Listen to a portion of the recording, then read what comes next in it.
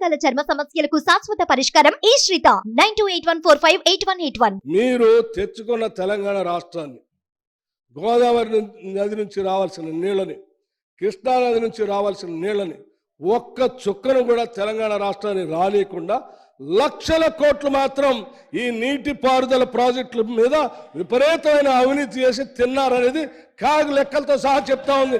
దీన్ని కూడా ఇంకా మీరు ఒప్పుకోకపోతే ఇంకేం చేస్తాం అధ్యక్ష? ఇవాళ ఉత్తమ్ కుమార్ రెడ్డి గారు ఏం చెప్తా ఉన్నారు? లేచి ప్రజెంటేషన్ ఇచ్చి, అయ్యా మీ పుణ్యమా అంటూ ఇగో ఇది పగిలిపోయింది, అయ్యా మీ పుణ్యమా అంటూ కింద ఈ పరిస్థితి వచ్చింది. రాజీవ్ సాగర్, ఇందిరా సాగర్ ఏంటి అధ్యక్ష? 1400 కోట్లతో అయ్యేదాన్ని ఎంత రీడిజైన్ చేసి ఎంత పెంచారు అధ్యక్ష? 23,000 కోట్ల కట్ట.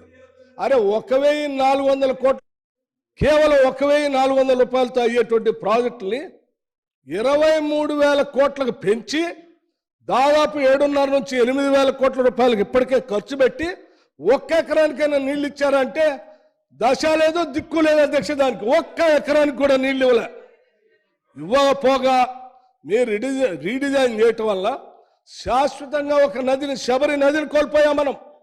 ఎవడైనా తెలంగాణ మీద ప్రేమ ఉన్నాడు, ఎవరైనా ఇంకా నదులు తెచ్చుకోవాలని ఆలోచన చేస్తారు, నీళ్ళని ఎక్కువ తెచ్చుకోవాలని ఆలోచన చేస్తారు.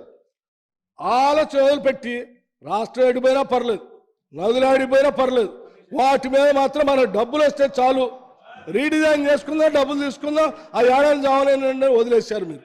ఇది చరిత్ర అధ్యక్ష. ఈడవాళ్ళు ఉత్తమ్ కుమార్ రెడ్డి గారు చూపించింది ఆయన రాసిన కవిత్వం ఏం కాదు కదా. ఉన్న లెక్కలు, అంకెలు, సంఖ్యలే, గతంలో ఉన్న స్టాటిస్టిక్స్నే వారు చూపించారు.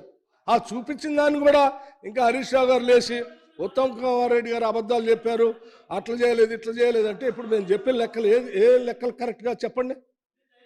ఏ లెక్కలు కరెక్ట్ కాదండి?